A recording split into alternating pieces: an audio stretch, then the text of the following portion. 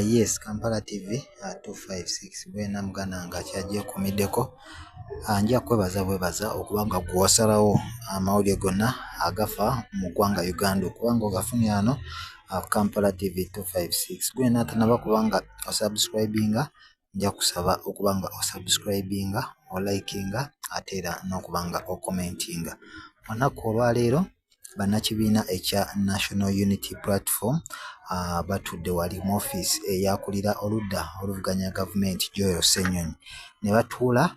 mu kokasi yaabwe esookedde ddala bukyanga bajja mu paliamenti y'eggwanga erya Uganda. Ojja kujjukira nti ebintu bingi ebize byetooloolera naddala mu kibiina kino ekya National Unity Platform nga bangi ku bo babadde oluusi tebakkaanya nabo oba oluusi balaba nga ebintu tebigenda bulungi, naye olunaku olwaleero bafunyeemu enjogerezeganya ebadde wakati waabwe n'obukulembeze bw'ekibiina kino era nga olukiiko luno lukubiriziddwa MP Honorable Francis Zaake okuva sayidi za wali emitaana, naye nga lwetabyemu ababaka ba National Unity Platform abawerako nawankubadde waliwo abamu abatasobodde kubanga balwetabamu wabula ng'ensonga teweereddwa lwaki tebasobodde kubanga beetaba mu lukiiko luno, naye nga abamu nga bwe tuzze oba amawulire ge gazze geetooloolerako omuli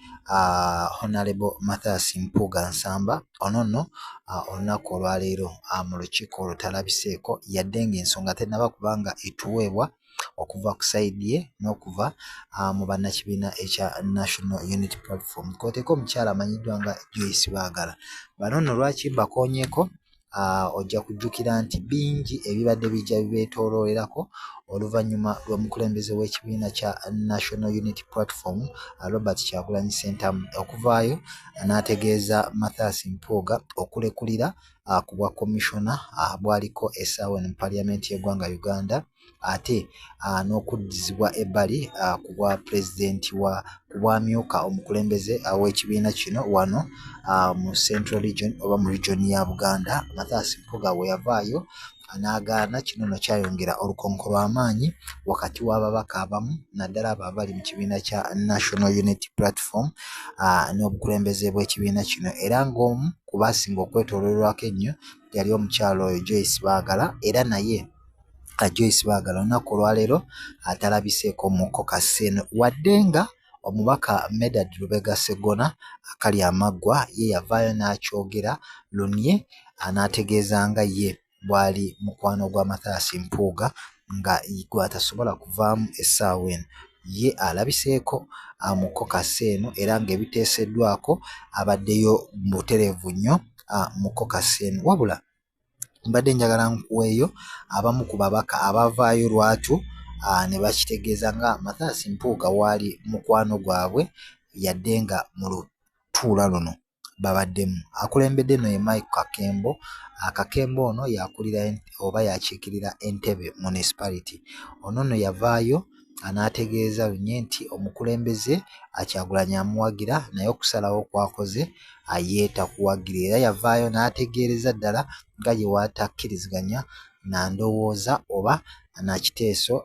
ekibiina eky'okujja obwesigwa mu Mathias Mpuuga n'embeera eyo yonna eyali etambula. Kakembo ono azze yakyogera lunye n'ategeeza nti tali ku ludda lw'ekibiina era takkaanya na buli ekigenda mu maaso wabula emirimu mingi oba enkuŋŋaana nnyingi ezizze zikubibwa ku kitebe ky'ekibiina kino. Omubaka ono Mike Kakembo azze nga talabibwako oluvannyuma lw'embeera eno okubanga yatuukawo wabula olunaku olwaleero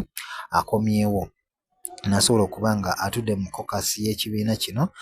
naye okuba nga abaddemu. Ate ye omubaka omulala amanyiddwa nga Hilda Manchaga ono naye tujja mujjukira olw'obutambi bw'azze ng'akola ng'alaga obutali bumativu okuva mu kibiina n'obutali bumativu eri batwale nga ba foot soldiers engeri oba gye bamuyisaamu eggaali. Naye mu lukiiko luno abadde mu Charles Tebandeke naye abaddeyo mu lukiiko luno Veronica Nannyondo. Nannyondo ono ajjukirwa nnyo okubanga ye mubaka omukyala ow'e Bukomansimbi era ng'ono ye yaggyayo omukono gwe n'ategeeza sipiika nga akulira oludda oluvuganya gavumenti Joel Ssenyonyi bwe yali amuwudiisizza nga olupapula lwe yamuwa okusayiningako ye yali amanyi asayininga ku lupapula olwa attendance list oba olwabo abaali bazze mu cabinet meeting. Wabula tujjukira Joel Ssenyonyi okuvaayo n'ategeeza nti kyennyamiza nnyo era kya nnaku okulaba omubaka wa paaliyamenti omulamba nga bw'abeera agenda okusayininga tasooka kusoma ku biki by'agenda okusayininga, n'avaayo n'akitegeeza nga mu kabinenti yaabwe eya shadow cabinet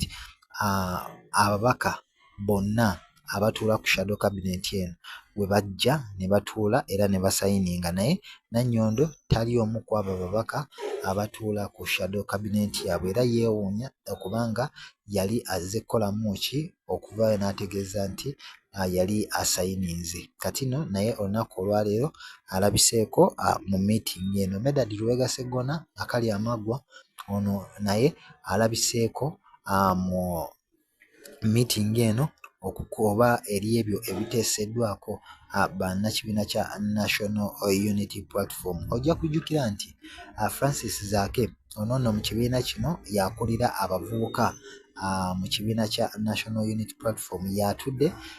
n'akubiriza meeting eno nga ebimu ku ebyo ebiteeseddwako mu meeting eno y'engeri bannakibiina kya National Unity Platform gye beeyongedde okuwambibwamu naddala ebitongole ebyokwerinda. Ensonga eno ebadde ku mwanjo nnyo era